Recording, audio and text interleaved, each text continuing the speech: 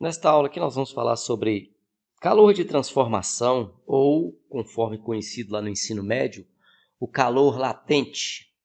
Quando nós cedemos uma quantidade de calor para uma substância, nem sempre essa quantidade de calor vai fazer com que a temperatura dessa substância seja alterada. Aqui, quando nós falamos da equação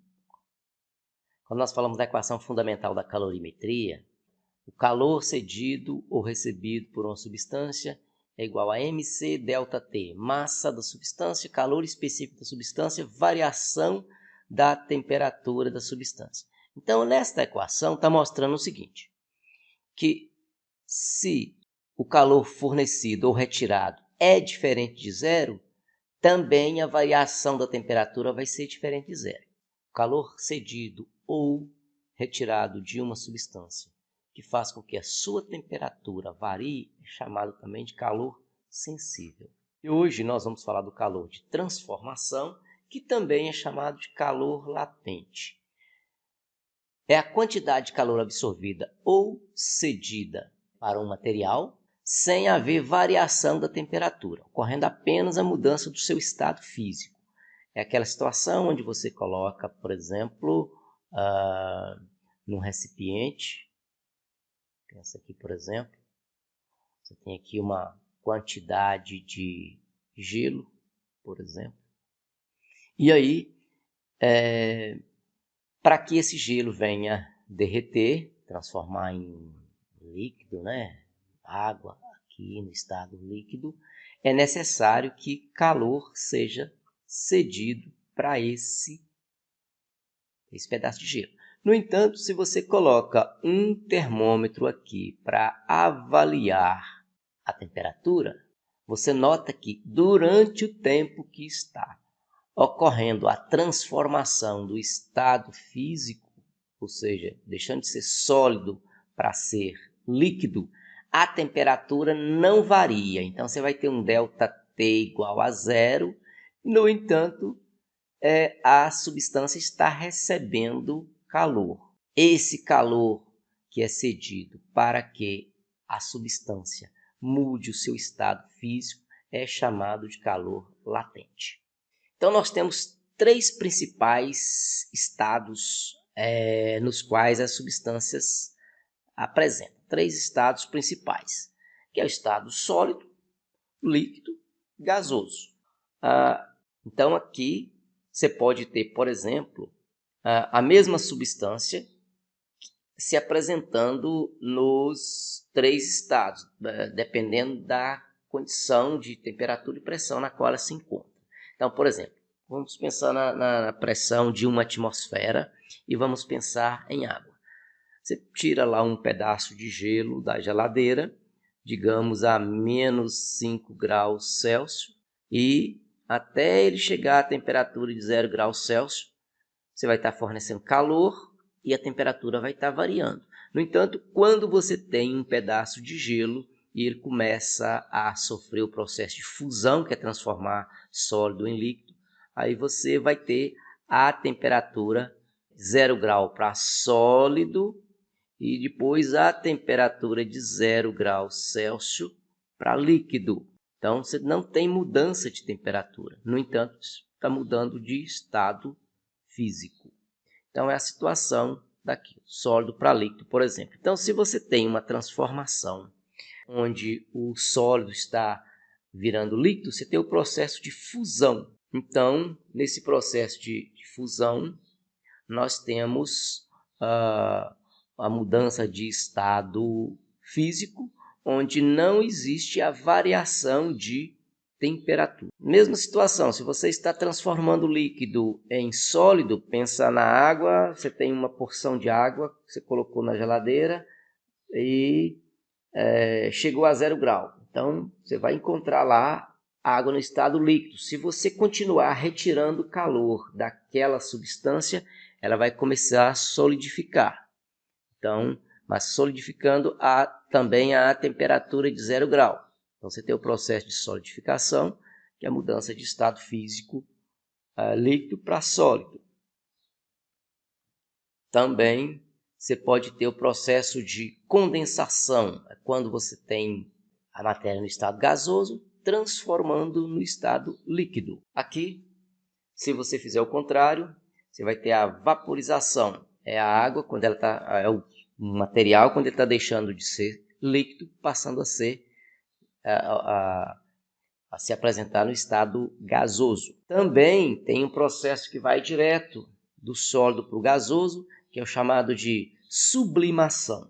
Exemplo de sublimação é a situação em que você tem, pensa numa pedra de naftalina, e essa pedra de naftalina vai diminuindo. Então é um processo não muito visível, ele não é percebido facilmente, mas ocorre. Na verdade, a matéria, em geral, apresenta esse processo de sublimação. É o processo que chamam muitas vezes aí na física do estado sólido de processo de degazar. Você tem um material e o tempo todo ele está perdendo partícula para o ambiente. Acontece que esse fenômeno aí é muito lento e, portanto, a gente não aprecia isso aí no dia a dia. A gente não consegue ter a ideia de que isso está acontecendo aí no dia a dia. Mas, na realidade, isso ocorre o tempo inteiro com a matéria. Claro que também existe o processo que compensa isso aí. Se a matéria está imersa numa região de pressão, conforme a pressão atmosférica, você tem também um processo que dificulta a matéria de estar degazando o tempo inteiro. Então, quando a matéria sai do estado sólido para o estado gasoso, nós temos aí a sublimação e também tem o processo contrário, que é chamada ressublimação, quando você tem a matéria deixando de apresentar no estado gasoso e passa a apresentar no estado sólido.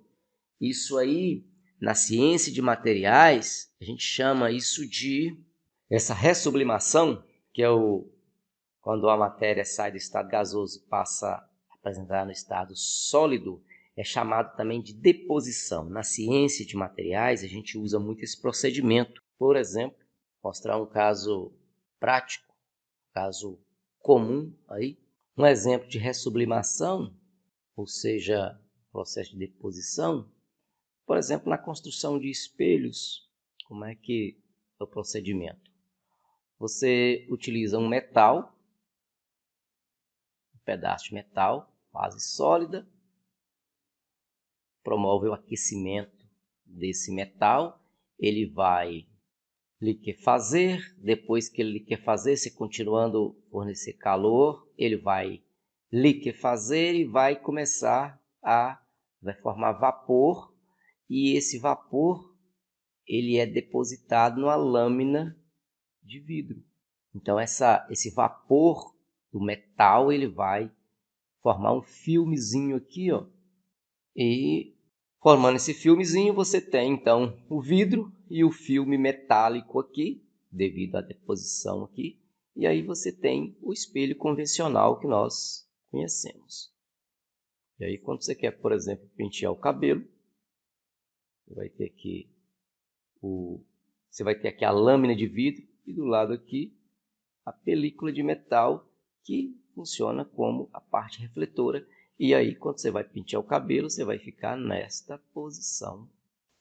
Então, continuando a falar aí do calor de transformação, que é o calor, também conhecido como calor latente, aquele calor cedido ou retirado de um material que para fazer a sua mudança de estado físico. Diferentemente do calor sensível, o calor latente ele vai fazer o material mudar o seu estado físico. Então essa quantidade de calor ela é igual à massa do material vezes o seu calor latente. Esse calor latente pode ser de fusão ou de vaporização. Por exemplo, se você tem 1 grama de água e quer promover a vaporização desse 1 grama de água, você precisa ceder para esse 1 grama de água, aproximadamente 540 calorias por grama. Então, se você tem num recipientezinho aqui 1 grama de água, você vai fornecer calor, e esse 1 grama de água aqui está, por exemplo, a 100 graus Celsius. Então, ele está na condição de iniciar a fervura, para ser transformado em vapor, sofrer ebulição. Então, cada 1 grama desse, para se tornar vapor, vai precisar de 539 calorias. Transformando 539 calorias, lembrando que cada caloria vale 4,1868 em joule. Se você lembrar dessa relação aqui, você consegue fazer a transformação de caloria por grama e transformar para joule por quilograma. Então, basta lembrar dessa relação aqui. Então, no caso da água, para você vaporizar 1 grama de água, você vai precisar de 539 calorias, ou 2.256 kJ para cada quilograma. Seguindo o mesmo raciocínio, se você quiser fundir, quando você tem um pedaço de gelo, e esse pedaço de gelo encontra-se à temperatura de 0 graus Celsius, se você quiser promover a fusão, transformar isso aqui em líquido, você vai precisar de ceder para esse pedaço de gelo uma quantidade de 79,5 calorias para cada 1 grama de gelo. Isso é, se ele já estiver na temperatura de 0 grau. Transformando isso aqui para o sistema internacional, 333 kJ para cada quilograma. Então, nesta equação, nós vamos usar aqui, às vezes, a notação Q é igual a mL. Às vezes isso aqui vai ser LV, que é o chamado calor latente de fusão. Calor latente de vaporização. Se você quiser promover a vaporização da água para vapor. Estou falando água, mas poderia ser outro material. Poderia ser álcool, poderia ser um pedaço de metal. Pedaço de metal, se você for aquecendo, ele vai se tornar líquido e vai se tornar vapor, dependendo da quantidade de calor que você fornece para aquele pedaço de metal. Às vezes nós vamos usar também aqui o LF, que é o que nós chamamos de calor latente de fusão. Então está aqui o calor de transformação dado por esta equação aqui, Q é igual a mL. M é a massa da substância e L é o calor latente de vaporização ou de fusão. Vou mostrar aqui uma tabela onde nós temos calor latente de transformação, né? Calor latente de transformação para alguns materiais. Então aqui eu falando da água, por exemplo.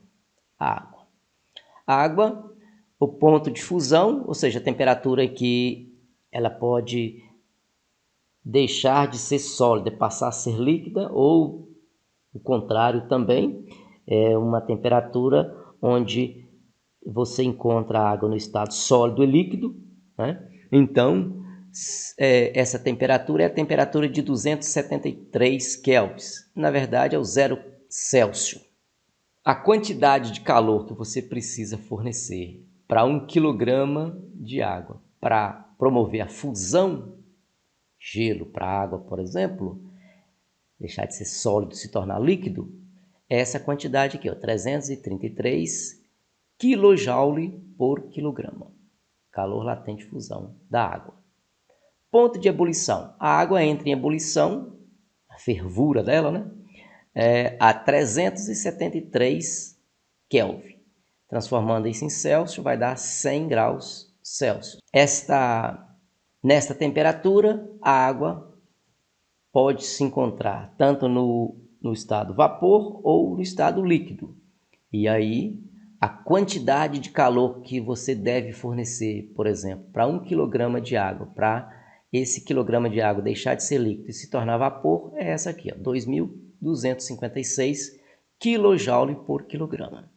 Aqui nós temos também outros materiais. Materiais que na temperatura ambiente apresenta na forma de gás, por exemplo, o hidrogênio, o oxigênio. Então tem essas informações aqui para esses materiais. É interessante aqui, o cobre. Ponto de fusão do cobre. O cobre sofre o processo de fusão, faz com que ele deixe de ser sólido, se torne líquido nesta temperatura aqui, 1356 kelvins. Você pode transformar isso aqui também em Celsius. O calor latente de fusão para o cobre é esse aqui, 207 kJ de energia, né, para cada quilograma. Então, essa é a quantidade que 1 kg isso é a quantidade de calor que 1 kg de cobre exige para sofrer o processo de fusão. O ponto de ebulição, onde o cobre apresenta-se na fase de vapor, né, começa o processo de vaporização, né, então pode existir cobre nesta temperatura, tanto na fase líquida quanto na fase vapor. Então, para você promover a vaporização, você vai gastar essa quantidade de calor para cada quilograma de cobre.